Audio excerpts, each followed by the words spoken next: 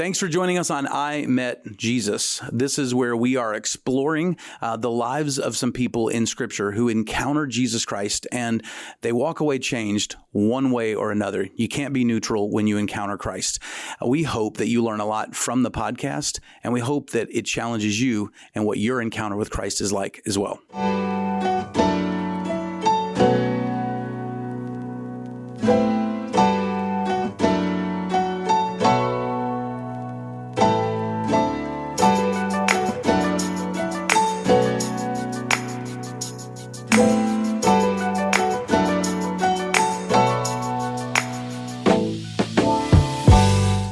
Welcome back in to the Crossroads Podcast. Yeah. We have decided to change it up yet again. Is it because Wes is on vacation? Yeah. Is it because Wes and Jason have just come to an impasse? Can't say. But you got me. I'm Kevin. This is Jason. And we bring to you Lacey today. Hi. You were replacing Wes. Oh, Now, when, big shoes to fill. when we replaced Jason, Wes gave me a questionnaire of questions that I should ask people. Okay. He did not trust me to just freestyle this whole situation. So we'll see how it goes. Okay. We will get to know Lacey. What is your favorite movie? I'm a big movie person, so that's hard. There's Just a lot name of it. good ones A movie or two you love. that I just love. One is Because I Said So. Okay. It's the name, with Mandy Moore and Diane Keaton, Okay. some other A-listers, but it really tells the story of their relationship between moms and their daughters and just how complicated that can be. And I like that you like that movie. The I fact that it is do. one of your top movies well, is it's just funny because in the movie, Diane Keaton has 3 daughters and my mom has 4. Like, I'm one of 4 girls. So I just really relate to that movie. I'm glad that you do. That means he does not like it. No. That's what I'm gleaning. I mean, there's certain movies that are like guilty pleasures that you're like, I really like this, but as a cinephile, Is that how you describe yourself? yeah, as man, mean, absolutely. There are absolutely movies that have more cinematic, skills and techniques and Yes. stuff. Like one of them, if you want to go that route, one of them is the second Sherlock Holmes with Robert Downey Jr. Okay, I because like of the that much way better. the way they filmed this chase scene Yeah. to get to the train. It's incredible. Yeah, You might want to raise your mic up just a little bit, maybe. Test, test. Is that- There you go. Yeah. It'll go There you like go. this. Cool. You want to lift that? Okay. What about, what's a hobby? What's the thing you enjoy? Maybe you're not a cinephile like Okay. Jason. I'm really excited to know that's a thing. it is. I mean, I enjoy watching movies, but the thing I'm doing now really is just trying to get outside more, especially with my kids. So we have started gardening, something that Oh. I do with my kids. Like Very nice. food or plants? Food, both, mostly food. Like we have food in the backyard and we have flowers and stuff we're trying in the front yard. Peppers? We do have jalapenos and bell peppers. Yeah. Put that in your coffee. I know. I love Yeah. some peppers, man. Yeah. So we're working on that. Actually just harvested our potatoes last week. We didn't get a ton because we did Yukon Golds, but I did make mashed potatoes and they were pretty good. All right. All right. And then outside of Jesus, who is your favorite person in the Bible? My favorite person in the Bible, I cannot remember her name, but it's probably the girl from Judges 4 who drives the tent spike through the guy's head. Oh, yeah. She stakes his head to the ground. She's pretty bad. Yeah. She's tough. But I always, Tough chick. I heard someone say once, if you can't handle me at my Judges 4, you don't deserve me at my Proverbs 31. So of course That's I had to nice. go look Yeah, that up. Yeah. There you go. And I read Judges 4 and I said, Okay. yeah, bet. All right. What's the closest you've ever come to wanting to spike someone's head to the ground? And was it Matt? It was not my husband. No. If anyone, it's probably one of my sisters, of which I have 3. But I honestly have kind of a short temper, so I feel like there's a lot of instances where I might want to spike somebody in the head. Let me ask you about that temper Yeah, then. so I tread Yeah. lightly. She just said that Let's- she would stake somebody's head to it. Let me, I have people say stuff that's every day. I know. And I don't consider myself a violent person, but God made me a fighter. You know, when you had the panel a couple weeks ago Yeah. and Lakeisha was like, God made me a warrior. Preach. There you go. If you were in charge, let's say, reading all of our Bible verses, and you knew that the point was to read the whole verse, and then we would break it down bit by bit. And then maybe one, perhaps two lines into it, you got cut off. And then you started and you got cut off again by, let's just say, Jason. I would say something directly. Yeah, it would probably irritate you. And then if they kept doing that, I might have to lean forward, And that's We why don't Wes have is to not represent here today. Wes at every podcast. So I'm sorry, so was that Jason or was that no. Wes? What's you're the- sitting in the always been the seat reader. where Wes is reading, and Pastor Jason's like, "Hold on, let's stop there." Even though Wes is like, "But the point is to read it all the way and then break it down." He's like, "This is really important," and it is very amusing dynamic. Oh, I'm sure. But we're going to do something a little bit different today. So we're still going to focus in on I met Jesus, but today we're going to go with Mary. And the reason why that's different, you could probably guess, is we've usually sat in one story. Right. Or at the most kind of pivoted off to another one where this character appears. Now, Mary is obviously throughout multiple different stages. Yeah. Normally we're focused on like typically on a chapter or two, but in the case of Mary, like her encounter with Jesus it's his mom, so it's like a lifetime. Sure. And so we're gonna kind of skim through kind of a 30,000 foot view in some cases of her experience with Jesus. Then I'm going to ask an odd question to begin. Yep. How does Mary go through the entire 9 months? Like we all know the Immaculate Conception. Sure. Is it saying there like she's already 4 months along, or like we're just going all the way back to the middle? You still got to rock with it for 9 months. Like, what are you asking? Was she pregnant for 9 months? Yeah. No. Yeah. Yes. Yeah. Yeah. So it like. I see no reason to think otherwise. Okay. I was just curious. Jesus if is they're fully like- human, fully God. Yeah. He had the fully human experience in every other situation. I don't see why that would be any different. I was just curious. Although it would be super nice for Mary if the birth And went a see, little and that's what I different thought. If ways. he's like, you All I'm get saying back only in the 2 day. months. Yeah. Guys, like only 2 months you have to carry. Well, she's 3 months in when her family and her husband find out.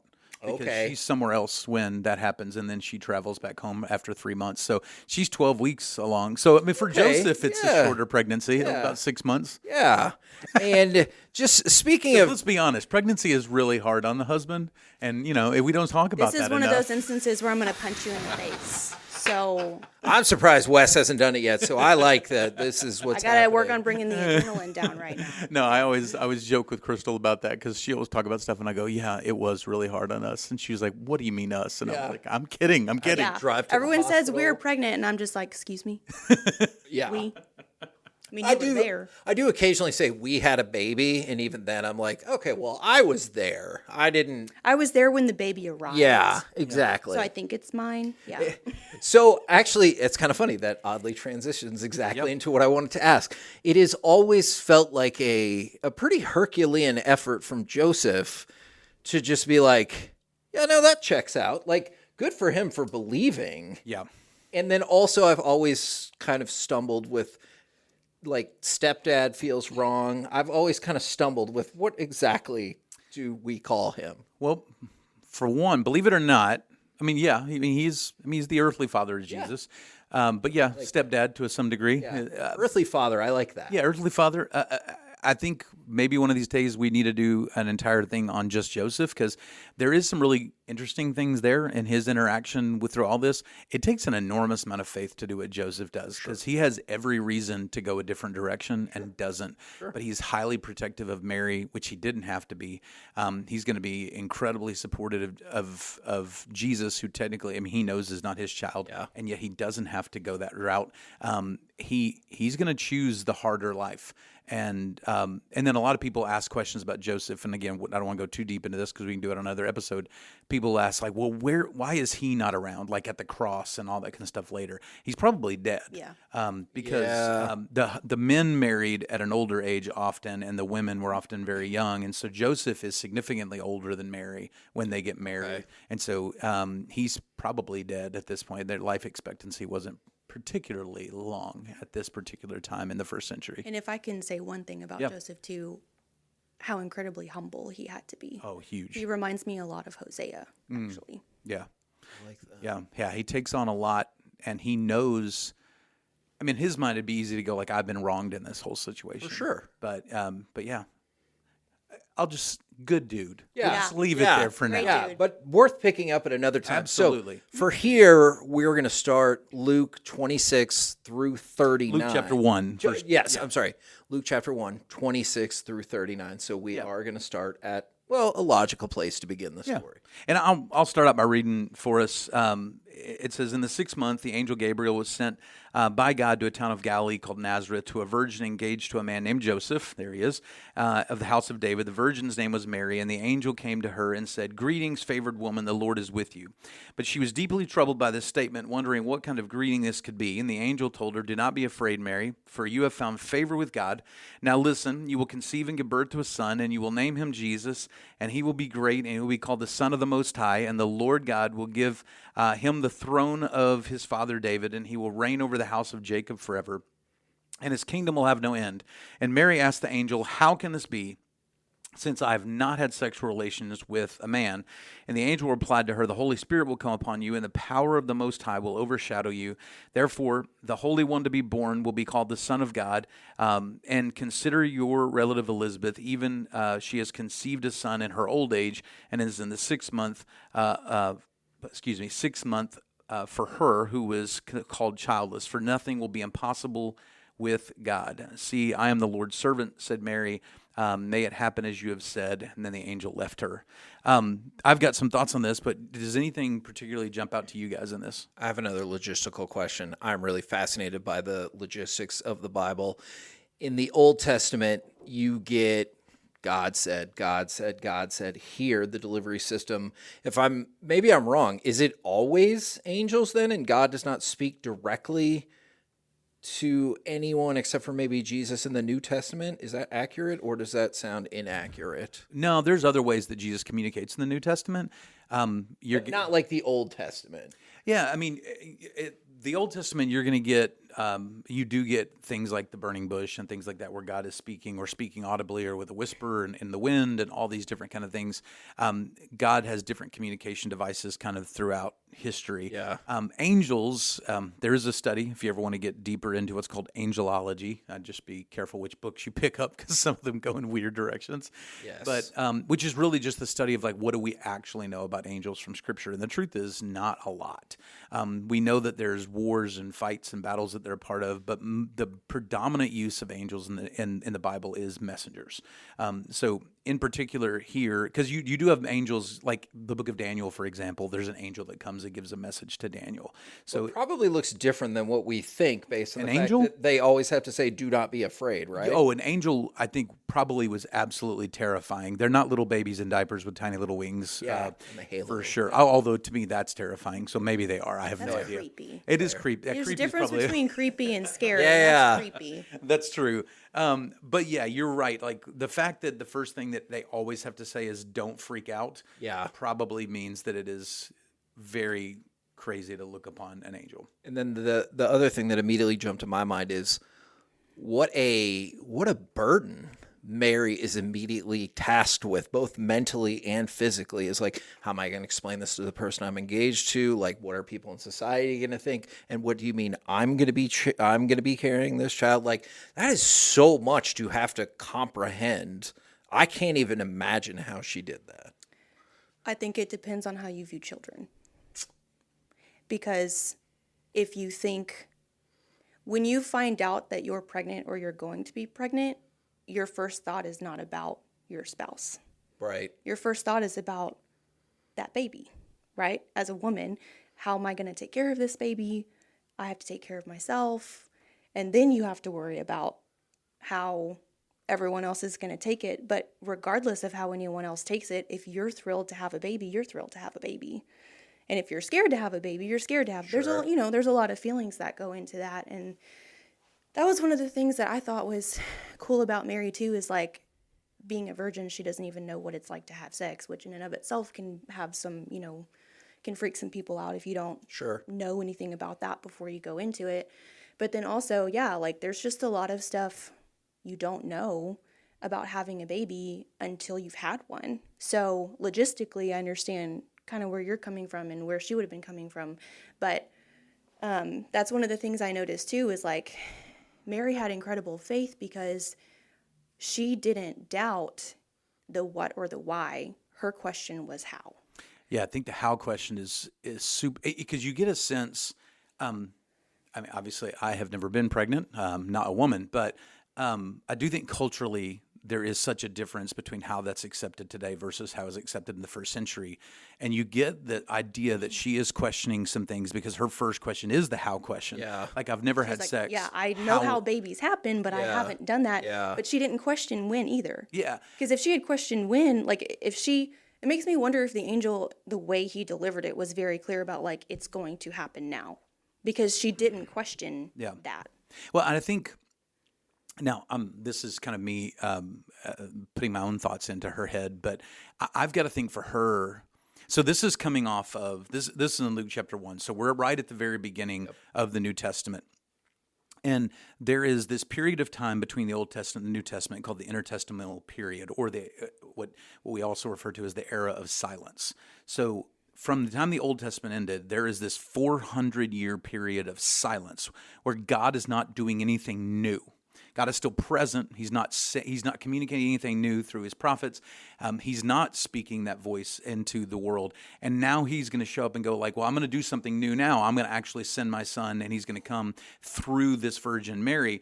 If you're Mary, like she grew up in a Jewish culture. She's a Jewish person. She knows the prophecy. She knows there's supposed to be a Messiah, but there's also been 400 years of silence. After a certain amount of waiting, you stop hoping things are going to happen. So if I'm her, and again, this is just me and my own human brain, I'm going, you've waited 400 years. I've got 6 months left on my engagement. Why don't you just hit pause for another 6 months so that I don't have to go through all the shame and all the ridicule and being an outcast because I mean, she would have been cast out of her family, cast out of her culture, cast out of that civilization. It would have saved her reputation so much more. And so I always wonder if her how is not just the nuts and bolts of sexual activity, but it's like, how are you doing this now? Like, because she doesn't question. She's not upset that she's been asked to have a baby. Yeah, that's the most amazing part of the story for me is you get to the end, and after everything he says, this is the thing, her response, like he tells her, it's like, because when she says how, he goes, well, this is going to be impossible for you, but I'm going to give you power you don't have, and that's going to come from the Holy Spirit.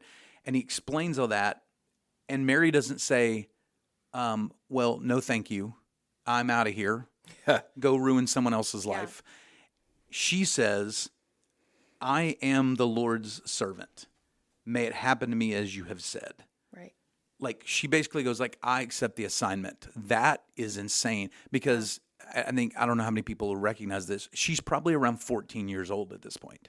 14, 15. Wow. Which speaks to her maturity too, because there's a lot of 14-year-olds today. You're like, I pray you don't have children for a while. Oh my God. Right. I pray you don't have kids for a while. Yeah, I honestly didn't realize that. Wow. Yeah, she's That's extremely young. part of the times. Yeah, normal for their culture, completely normal for their culture. Obviously not today. Yeah. But completely normal for their culture. And then she, 3 months later, is going to travel back home. She's going to tell her parents and her fiance. And we're not going to get into this. We can get into it. We can get into Joseph's story. But during the same time, God is communicating to Joseph. So when she comes home, there's this way of kind of validating each other's story, and they kind of go into this together. Yeah. But the next steps you see in Mary's life is she and Joseph go to the temple to dedicate Jesus. They run into these people called Simeon and Anna, and that's very affirming. Literally, Simeon looks at Jesus, the baby, and goes, I have seen salvation. Like and he's been waiting for his whole life. He literally is like, God, keep me alive long enough to meet the Messiah, and then take me home. So he's now ready to die. At the age of 12, he starts teaching in the temple. Mary sees him walk on water and do all kinds of crazy things in her life, I'm sure. But what's interesting to me, we'll get deeper into this, is her faith is growing, but you've got to wonder, like, even as the mom, does doubt ever creep in? And we're going to look at this in a minute, but the answer is yes. Yeah. I was going to say, even from the moment when the angel appears to her, because another thing that you think about as a woman when you have a baby growing inside of you, at least for me, is you think about the potential of that child. Oh, yeah. And this is especially true in cases of, miscarriage, or you lose the baby, because what you're grieving is not just the loss of the baby, but the loss of who they could have been. Yeah. Sure. And that's really difficult. And so Sorry. That's okay. And so because one thing that struck me too was in this passage that in my version anyway, the angel tells her like he will have the throne of David and his kingdom will, go forever. And so, as a human, as a woman who's having a child, like you don't know what your kids are going to be. You know what you hope they're going to be. You know the dreams that you have for them and what you want for them, but you don't know how they're going to turn out. And yet Mary kind of has, what struck me is like she does kind of have that foreshadowing of like what Jesus will be. Yeah. Like she knows that he's going to be important. She knows that he's, she's been told he's going to be the Savior. And I can't help but think, even though she knew the prophecies, even though she knew these things, like, yeah, she certainly has to doubt that. Because another thing that struck me too is she didn't seem to doubt the angel based on her circumstances. Because if I was told that my firstborn son that I would have from being a virgin, like was going to be the king, was going to be the Messiah, and I was 14-year-old Mary who was poor, uneducated, these kinds of things, like I would probably be going, okay, well, how am I going to educate my son? How, like, if he's going to be the king. Are you sure you got the right person? Yeah, if he's going to be the king, I'm all for that, but like how, again, it's that how question, like how is that going to happen? I think that's the doubt that Mary has. Oh, yeah. She doesn't doubt the what, she doesn't doubt the who, she doesn't doubt the when, she doubts the how. But she also has to, again, I'm just trying to put myself in that time and space. There's a lot, it's not like they lived like we do now. They're in these small communities. Everybody's right on top of each other. You see the same people all the time. Yeah. And Jesus is in these small towns. There are people that don't like him, people that question him. And she has to hear that other side and go like, these are other smart people that don't think he is this. Like, was that all right? Like, and so you see her wrestle with this. So at the age of 12, he starts teaching in the temple. But then 21 years later, all that doubt is gone. She's now participating in his ministry. She's going to see him on the cross. She's going to see him raised from the grave, and like, she's going to be in this whole different place. And that's kind of the snapshot of where this is all going to go. So the thing that is interesting here is like the angel comes and gives God's message to Mary and promises her something impossible is going to happen. And the thing I wrote in my notes is like when God promises us the impossible, he always delivers. Yep. Like he's going to come through. And so the question I have is like, she accepted an impossible assignment and God came through. Do we have the same courage to accept whatever assignment God gives us? Like, what would it look like to do something that would absolutely fail if God doesn't show up? That's kind of like my faith risk question that has been part of my life for a long time. Like, am I doing anything in life right now that would crumble if God doesn't show up? And one of the things that I think Satan revels in is so many questions before you even start. Oh, because I think that's where I faltered on so many things is, well, what if this happens? What if this happens? What if this happens? Instead of the positive, what if it does happen? Oh, yeah, what I'm saying? Like, I asked too many negative questions instead of, but if you have faith and if you believe and if you do the work and, everything else that is inclined with that, what about that one? Well, and we want life to make sense. For sure. This story does not make any sense. Yeah. And when God asks you to do something that makes no sense, are you willing to say yes? Yeah. Like that is a really hard thing to be able to acknowledge. Like okay, so this is a completely ridiculous scenario you've set up, kind of to like your point, Lacey, is we are poor. We are not royalty. We have no lineage of royalty in our life. I'm an unmarried virgin. The physical biology of this doesn't work out. In addition to that, we're going to be ridiculed, shamed, and cast out from society, and our kid's going to grow up to be king. My husband's a carpenter. Yeah. It doesn't make any sense. When God proposes something to our life that makes no sense, are we willing to say yes? And to me, that's one of the greatest blessings that we learn from this young woman is her courage and her faith to say yes to an absolutely insane responsibility. And you know what? I actually think I see examples of that in some people today, particularly people who have ADHD. Like, they have absolutely no concept that, like, that logistically, that's not going to work. Like, they just don't. Like, one of my sisters has ADHD, and she's like, oh, I'm going to do this and this and this and this. And I'm like, but, like, you don't know how. You don't have time, and you don't have money to do that. And she's like, I'm going to do it anyway. And then she does it. And it's like, what? Yeah. And it's just, I think I see that a lot, particularly with people with ADHD. But I think, and I don't know how this comes across in like a spiritual context, but like, I think to a certain extent, you almost have to have, we would call it faith, other people would call it delusion, to make that, to see that come to fruition. But then it does. So then it's faith, right? I listen to a lot of stand-up comedians, and this is going to sound like a weird transition, but when one of them was being asked one time in an interview, what is required to be a good stand-up comedian, and he literally said delusion. Yeah. He goes, you're going to go up there for the first 100 times and bomb, and everybody's going to think you're terrible, and you need to be delusional enough to go home and go, that went pretty well. That was great. And I'm going to keep going. Yeah. Like, I'm going to keep pushing through this. Yeah. Because you don't start at the top. No. And so to be able to, like, one of the questions I wrote in my notes is like, what if your greatest moment of ministry in the world is found inside your most challenging moment? Like, this is going to be one of the biggest challenges of Mary's life. And it's also going to be one of her greatest moments that we're still talking about 2,000 years from now. Yeah. I don't know if any moment in my life is going to be talked about by anybody 2,000 years from now. We'll go ahead and field that question like this. Yeah. No. The answer is no. I feel comfortable saying you, me, you. Probably none of those moments they're probably not going to be the same as this. So I feel comfortable saying that. Now, so a lot of people are, familiar with this story, and I know we're going to work our way to how the story ends. Are there specific passages in between that you wanted to dive into? Because I do kind of feel like people know the bookends of maybe the Mary and Jesus, but maybe honestly might not know anything in between. Yeah, so probably the most common passage that we associate with Mary, and I'll summarize it a little bit, is also in the book of Luke. We hear this all the time at Christmas. The part that I just read is kind of the prelude, because Jesus she's just now conceiving Christ.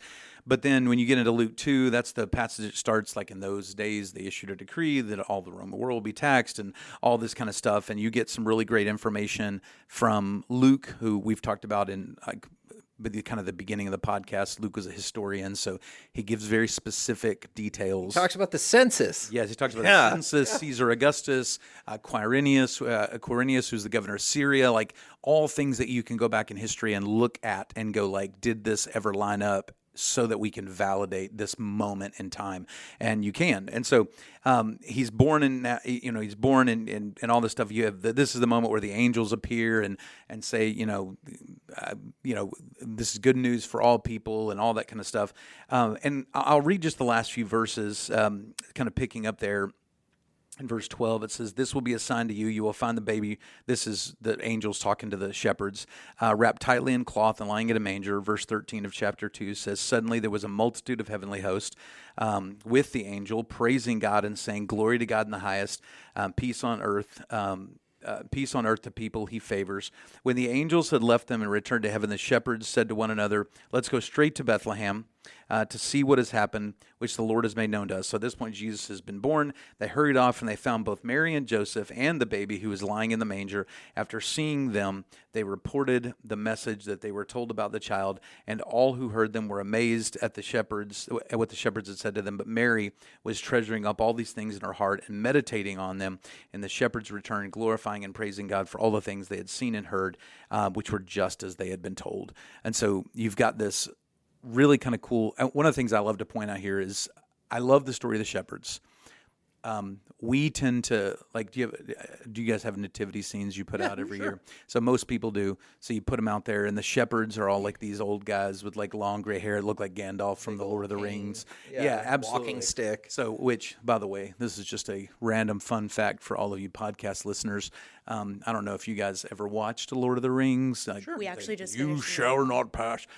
Sir Ian McKellen in that movie is younger than Tom Cruise in the final Mission Impossible movie. That is mind-blowing to me. Mission Impossible movies. There is 7. But There might as well be a million. but I'm sure anyway, all the Lord of the Rings, when you played them next to each other, would be as long as the 7. that's probably true. I just So thought the it was Mission fascinating. Impossible for you is watching all of those movies. That- Is what that's the impossible mission. No, because we actually just finished a marathon of The Hobbit and for Lord of the Tom Rings. Cruise. Yeah, Yeah, for for Tom Cruise. I just thought it was fascinating that he's nerds. older than Ian McKellen was. In that is it is wild. crazy because he's doing insane stuff in the new movie. But the thing with the shepherds here is that's not what shepherds were. So shepherds were, the way I described it one time in a sermon, is they're more like the middle schoolers that are out behind the school by the dumpster smoking pot. Like that's who the shepherds are. They were the 7th sons because David was a shepherd. Right. Yeah. They are He was the one that outcasts. was supposed to take the sack lunch to them while they were out fighting. So the fact that they're the messengers. Yeah, that's with pretty this amazing. message, Yeah. to go to this girl who is the most unexpected person. Mary and Joseph are the most unexpected couple to give birth to a king, and we get the most unexpected messengers to be the first heralds of that.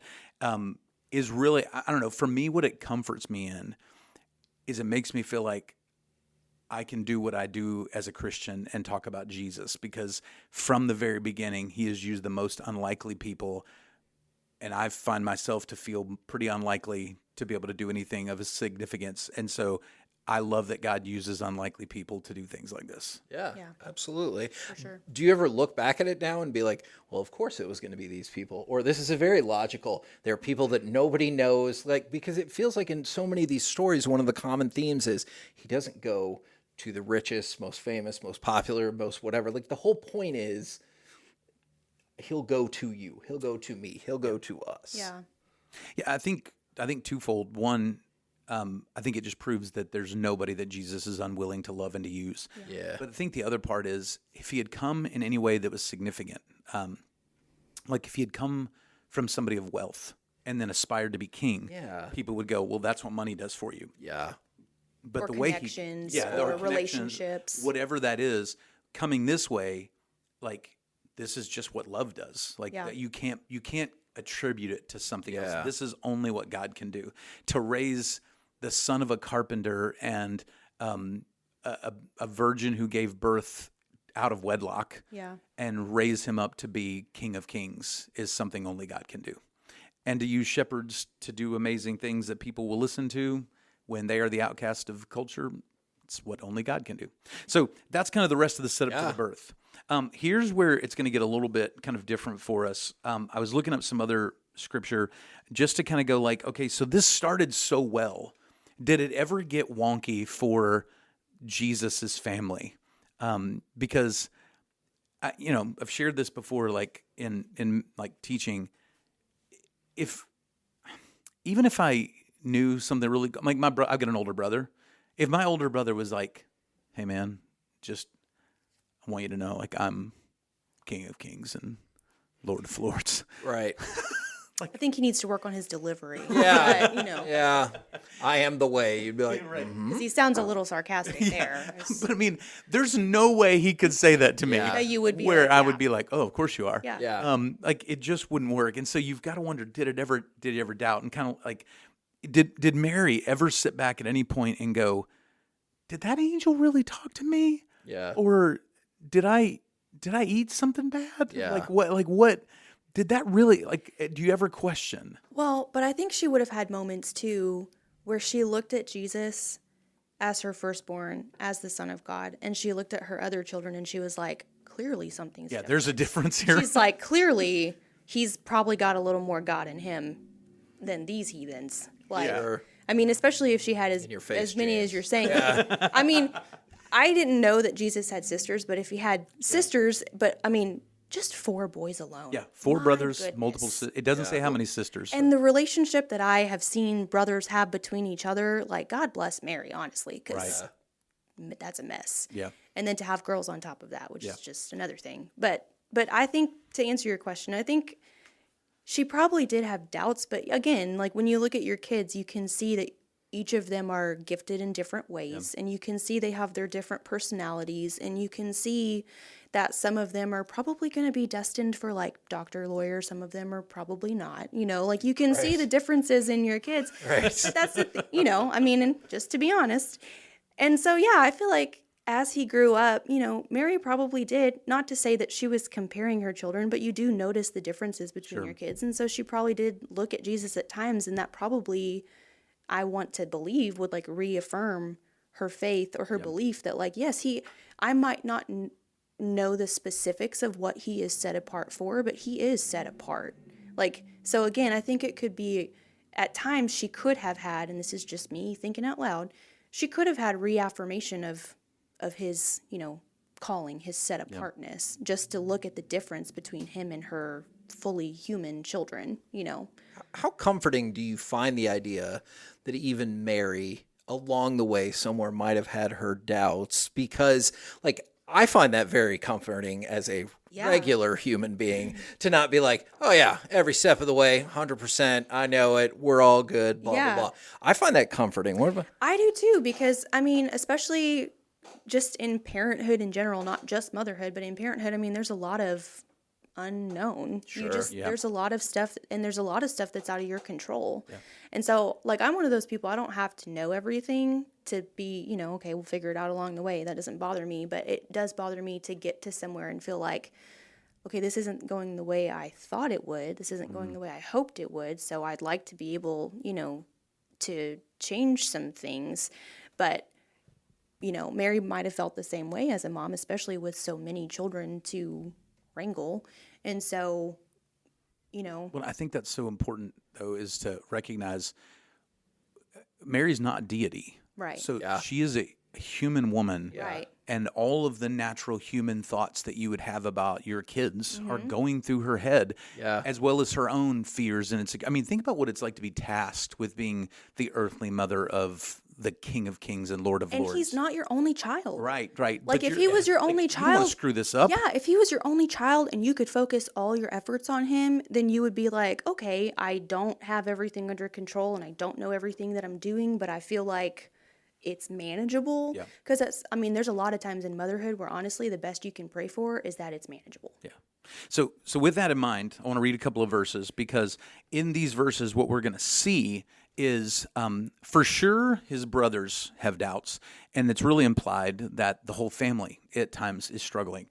So I'll read a couple of different places and then we can talk through them. So John chapter 7, starting in verse 1, it says, after this Jesus traveled to Galilee, since he did not want to travel through Judea because the Jews there were trying to kill him. The Jewish festival of shelters was near, so his brothers said to him, leave here and go to Judea, so that your disciples can see your works that you're doing. Now, I need us to understand that this is sarcasm that is being said here. For no one does anything in secret while he is seeking public recognition. If you do these things, show yourself to the world. For not even this is how you know it's sarcasm, for not even his brothers believed in him. Jesus told them, my time has not yet arrived, but your time is always at hand. The world cannot hate you, but it does hate me because I testify about it, that its works are evil. Go up to the festival yourselves. I'm not going to the festival because my time has not yet fully come. After he said these things, he stayed in Galilee. I'll read some others in a minute. So you see right here, they're basically looking at him, if I could summarize this in this way, is they're like, man, you think you're such a hot shot, and you're running around down here in these little towns. You need to, you're playing JV ball, and you need to go full varsity if you're this big of a deal. Yeah. Go get on a bigger stage if you're such a hot shot. And that's when Jesus is like, that it's not my time to, that time is coming. We know that, but we're in John chapter 7, and he's really going to kick things up in the next few chapters of the Gospel of John. But his brothers, who grew up in the same household with him, at this point, at the very least, they don't believe. And we get that explicitly from the text. And then in Mark chapter 3, verse 20, it says, Jesus entered a house and the crowd gathered again so that they were not even able to eat. And when his family heard this, they set out to restrain him because talking about his family, which you'd assume that potentially includes his mom, going, he's out of his mind. So he's going in, he's entering a house, he's doing some teaching, and they're like, hey man, when he doesn't have enough food, he kind of goes crazy. So we're going to try to deal with him right now.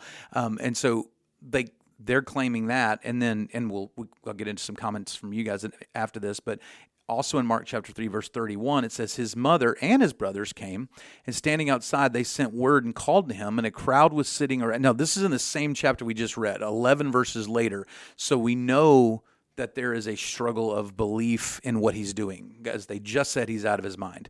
Anyway, chapter 3, verse 32 says, a crowd was sitting around him and told him, look, your mother and brothers and your sisters are outside asking for you. So they're all there.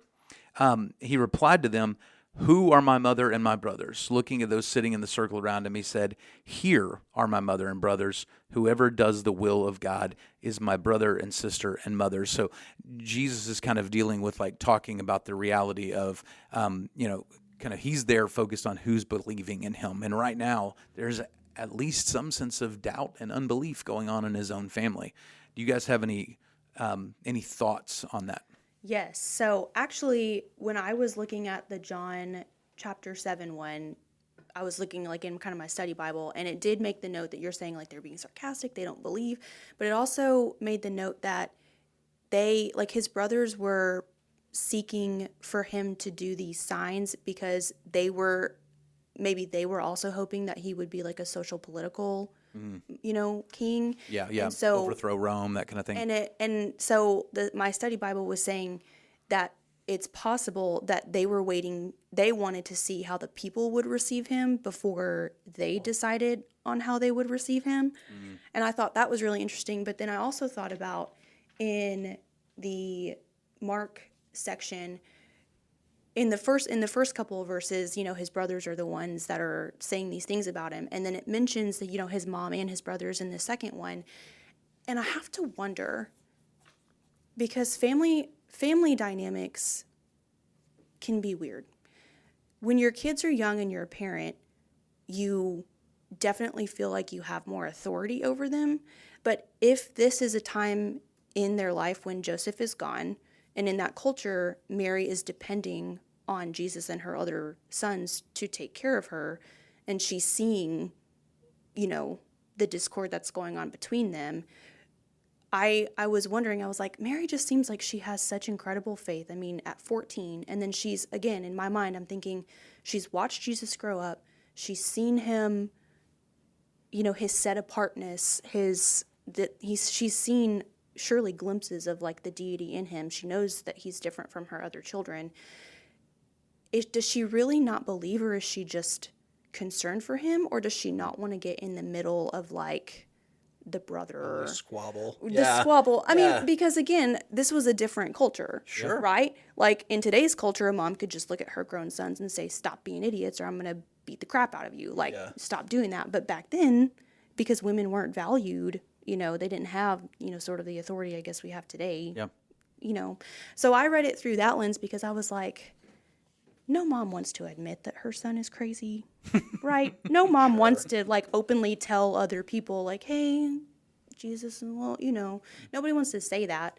But if your other sons are out there saying that, and you're a woman in that time, So, I mean, I think it's obvious, like we've said, his brothers definitely didn't believe him, and they're, sarcastic or whatever, but I'm not 100% convinced that Mary...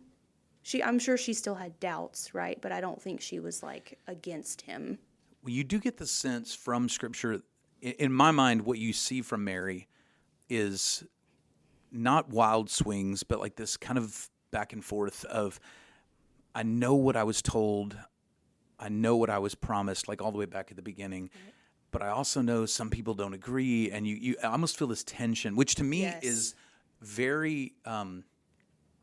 I don't know, I love the authenticity of the Bible. It's very human, yeah. Because that's a very real thing. I can relate. Like, I can relate to, even though in my life as a believer, I've never doubted whether God was real or if he loved me, but I have had plenty of times where I'm like, where are you? Like, I thought you said do this, and you don't seem to be showing up, or you're not doing what I would do, and just having like these natural doubts in like, God, you're not being who I thought you were going to be at this moment. Yeah. Like, because who knows, when the angel pronounced that to her with Jesus' birth, she probably envisioned what it meant for him to be a king and to be none of this looks like a traditional king. She probably viewed it through the lens of him being only human. Oh yeah, absolutely. Because she had no, I mean, having never had it, no. having never had to raise a human child, Right. she'd have no idea what it was like to raise a child that was half human, half God. Yeah, yeah. The fully human, fully God part of this, you're like, what does that even Right. look like? And it's so funny that you said the word tension, because I literally, one of the last things I wrote in my notes after I read all the verses was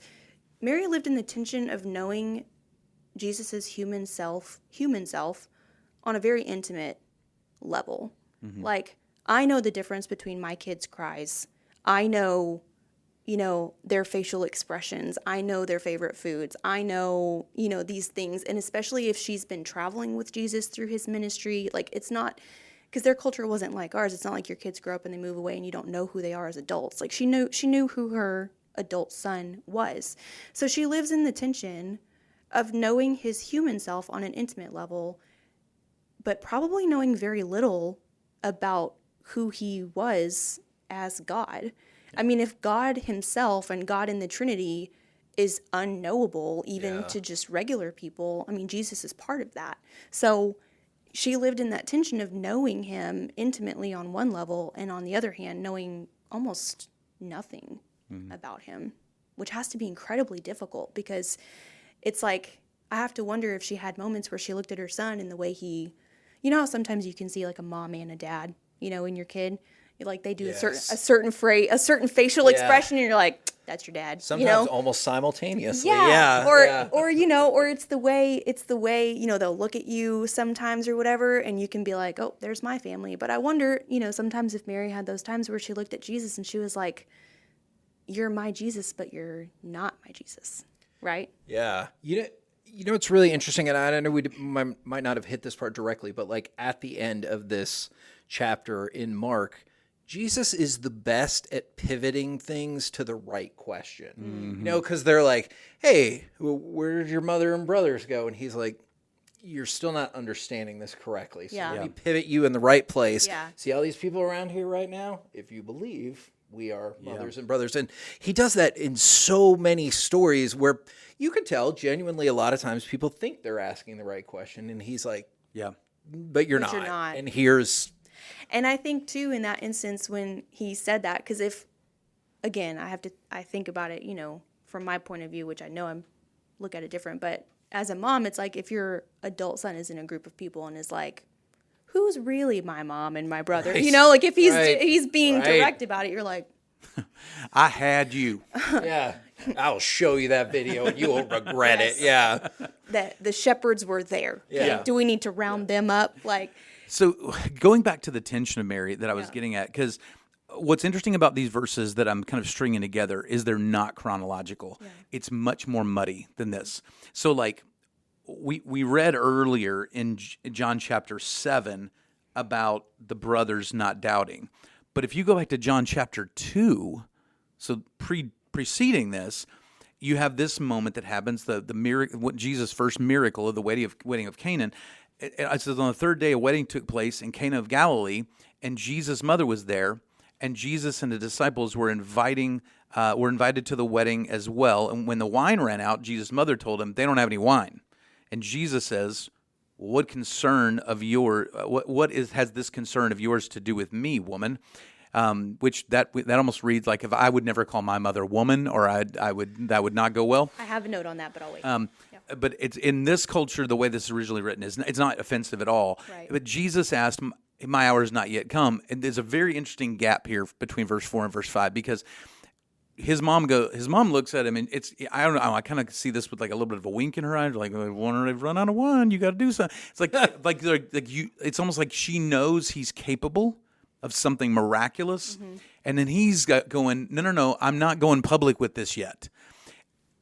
And to me, there's a gap missing. And I don't know if it's kind of, you just said, like one of those parental looks or whatever, because he says it's not time. And the next verse, he does what she says. Do whatever he tells you, his mother told the servants. And so it's almost like the mom gave him a look, and then Jesus was like, maybe it is time. That is exactly how I read it. So before I try to read the scripture, just read it and read, face value, and then I do kind of the deeper study. And so when I read it, the first time I read through, I was like, the woman, when he calls her woman, comes off as a little disrespectful, Right. but I give him some grace because I'm like, he's Jesus. I mean, I'm sure that makes sense. But then, yeah, I had that same thing where he said that and she was probably just like, like she tilted the chin down and gave him the look and she was like, dude. Yeah. But when I did the deeper study, what was interesting, so that phrase, when calling her woman, it's not necessarily disrespectful, but it is abrupt. Right. And the reason that Jesus uses that and then uses that phrase, like, what is this to us? What concern is this to us? It was my understanding that was a common, like, idiom. And so it puts distance between the two people referenced. And then it said that he was doing that to make the point that, like, Mary was still looking at him as her son.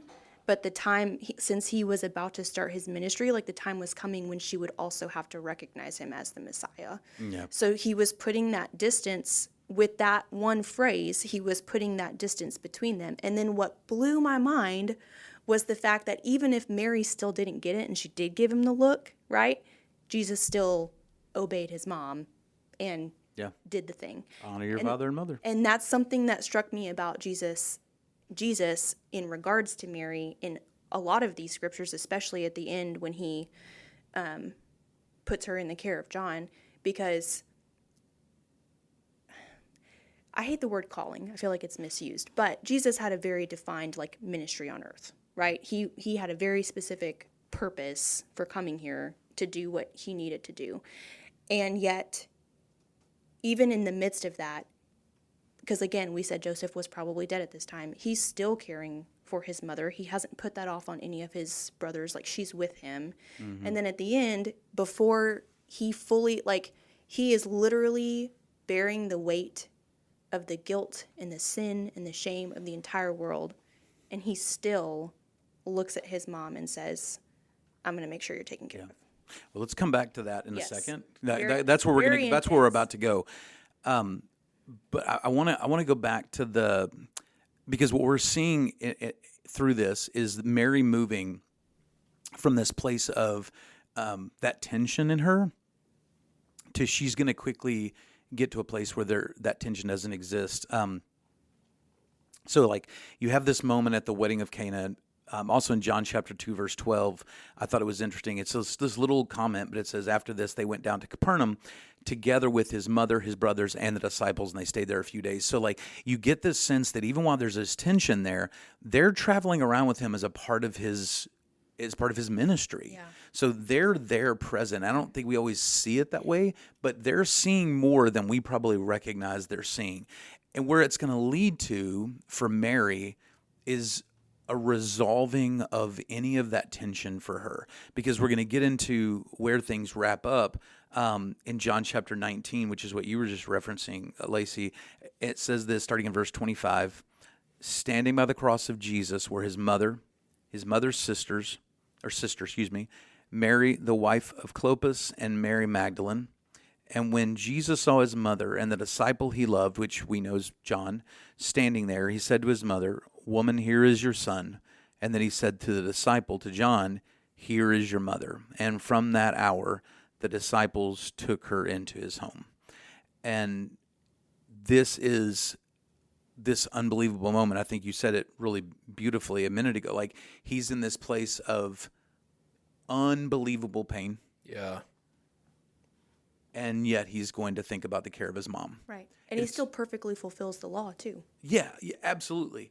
But it's also you see such a compassion from God, and then also just the human care of the human side of Jesus. Like I love this woman. I want to make sure that she is taken care of. And he's honoring her even in his last moments. The way I thought this was interesting. The way one commentary I was reading said this. It said, while he is preparing to meet his own father, not as a beloved son, but as sin, like taking on our sin, and crushed by holy wrath, he honors her. And that is like, so it's beyond even the pain of the cross. It's the pain of all sin being put upon Jesus. And he is going to pause thinking about and turning inward on what he's going through to go, I got to take care of her. And kind of to connect that to something that you said just a minute ago, and going back to the story at the wedding and the wine, one of the ways I interpreted it was also kind of like, why are you involving me? Like, are you involving me as your son? Are you involving me as God or as the Savior? And then you flash forward to this, and while he's in the midst of performing, I guess, like the last check mark to complete that journey, he's also like, hey, Mom, like, I'm still your son. Exactly. Yeah, Exactly. Yeah. Exactly. And so I think it's a beautiful way that you connected those two, even though they're not like back to back, because it feels like the start and the end of that. Like he starts by saying, well, which person are you asking? And then he ends by saying, because I can still do both. Yeah, I think the other thing that's so cool here, because so many people, I think culturally get the Bible wrong when we think about the way God feels about women. John Piper had this great quote. He's a pastor and an author. He said, wherever Christianity has become deeply rooted, the treatment of women has improved manifestly. And like Jesus treated women different than every other rabbi. Even their own moms weren't treated. I mean, there's a reason we had to make a commandment for honor your father and mother. It's because they weren't. Yeah. And it's the first one with a promise, too. Right, absolutely. It is the commandment with the promise, like that your life will go well in the land that he gives you. And so like you get this really amazing thing of like that the way he's treated. Like I say, he took the shepherds, the most unlikely messengers of the birth of Christ, and he gives it to them. We've talked about this before with Mary at the tomb. Like the first person who speak the gospel of the resurrection is a woman, and on the cross he's caring for this woman. So it's like almost like in their culture, he's giving us this picture of always ministering to the least of these, always to the least of these. But he loves the least. Right. And that's this beautiful thing that we get to see from them over and over again. I also think that speaks to the way that God designed families to work, though, because if in a culture, like if God designed families to be, a wife and a husband and wife, at the head, and then the children beneath them, if there was a culture, if the Jewish people were living in a culture or practicing in a culture where the women were just completely, unrespected and not taken care of and just, ignored, it's like, well, you're mistreating the one person who has the most influence over your children and who they're going to be. And for a husband too, like to mistreat the person who is raising your son.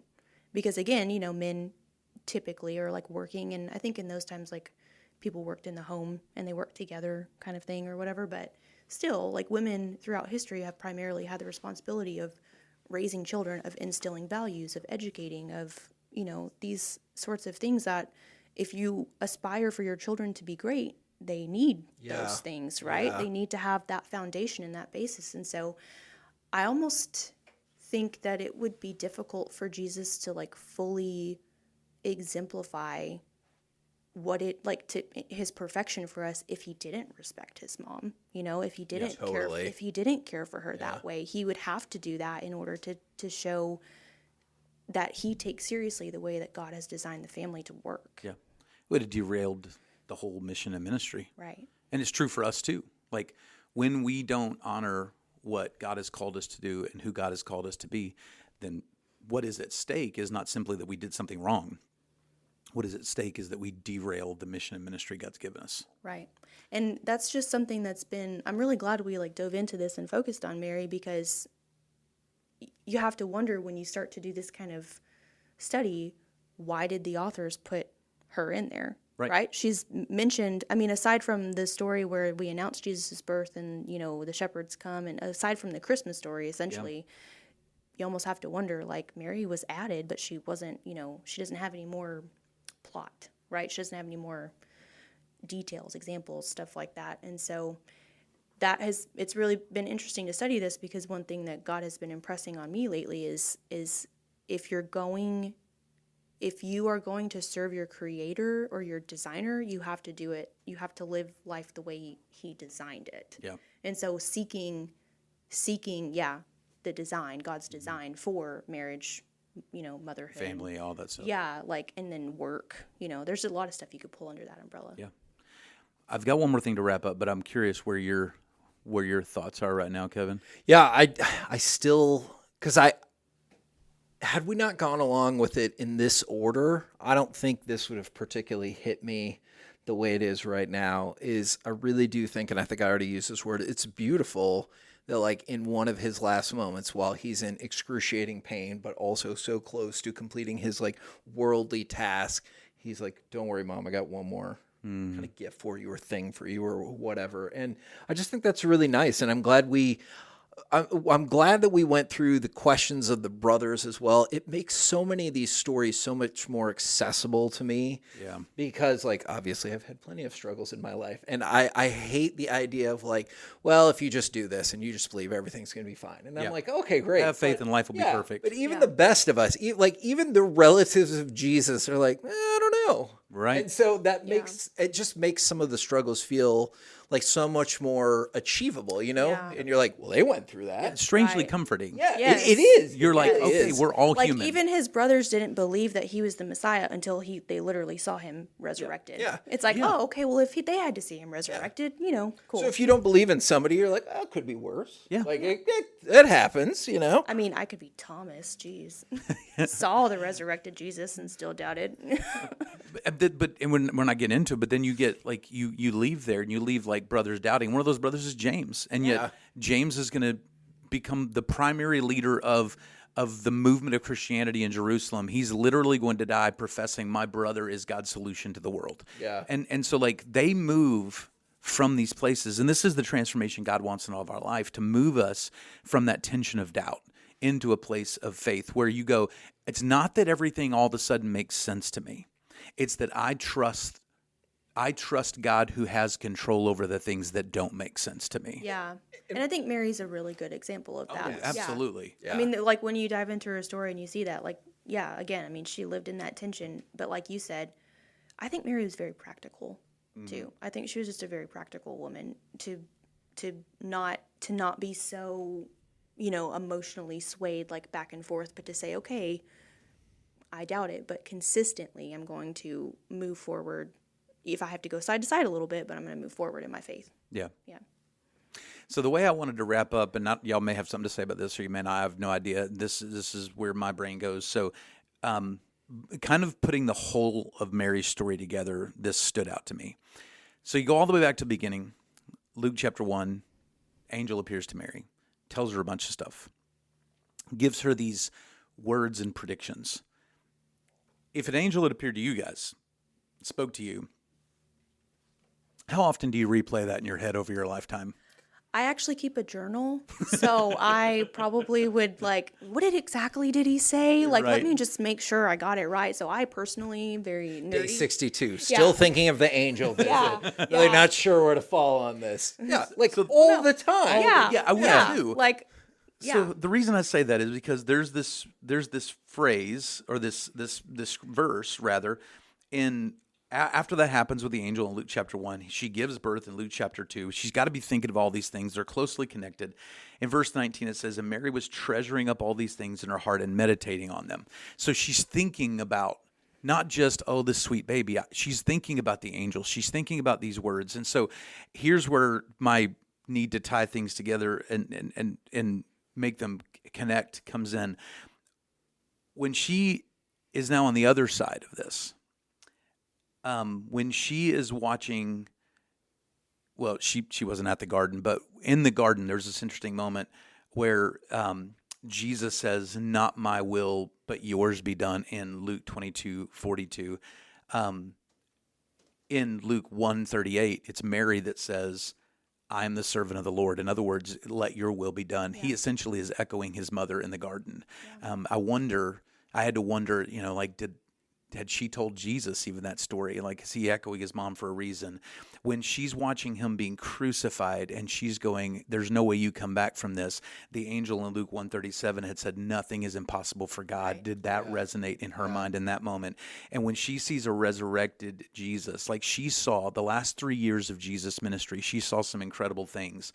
And this promise in Luke chapter 1, verse 32 and 33, the angel said, he will be called he will be great, and he will be called the Son of the Most High, and the Lord God will give him the throne of his father David, and he will reign over the house of Jacob forever, and his kingdom will have no end. She's still treasuring that thought in her heart the day that she gets to see him come out of a tomb.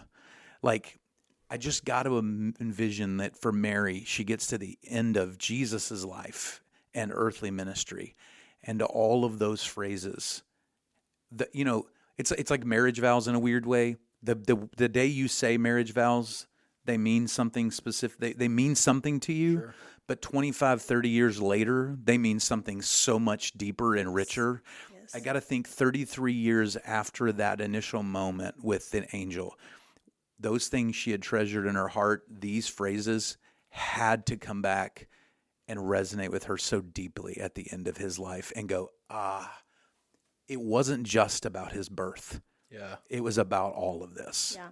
I think the day that she learned of the resurrection, I think that was the day it clicked. Oh, I do too. Yeah. Because to say that his kingdom will have no end, mm-hmm. Well, if he's dead, right? Yeah. So the day he dies, she's like, well, I don't know about that. And then he comes back and she's like, yeah, okay. Not so even apparently death could end his reign. Apparently death is just, Yeah.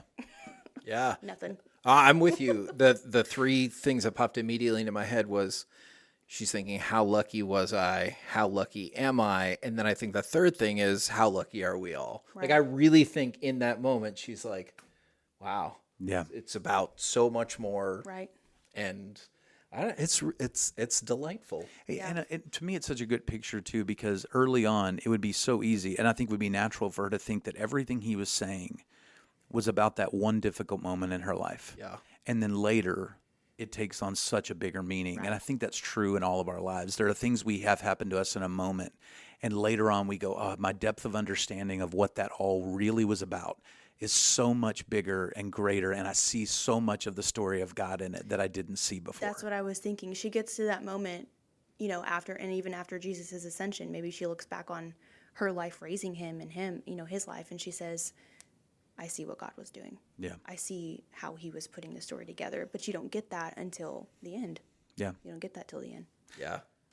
I like that. Fascinating story about somebody that we all know a little about, but probably should look a lot deeper because there's a lot there. Yeah. A lot. No, absolutely. More than just Jesus's mom. Yeah. Right. Yeah. I mean, we all know women are complicated. So. I'm not touching that. Are you surprised? I'm not touching that. Well, oh, gosh. Be careful. He'll throw a fictitious affair on you as well. That is his MO.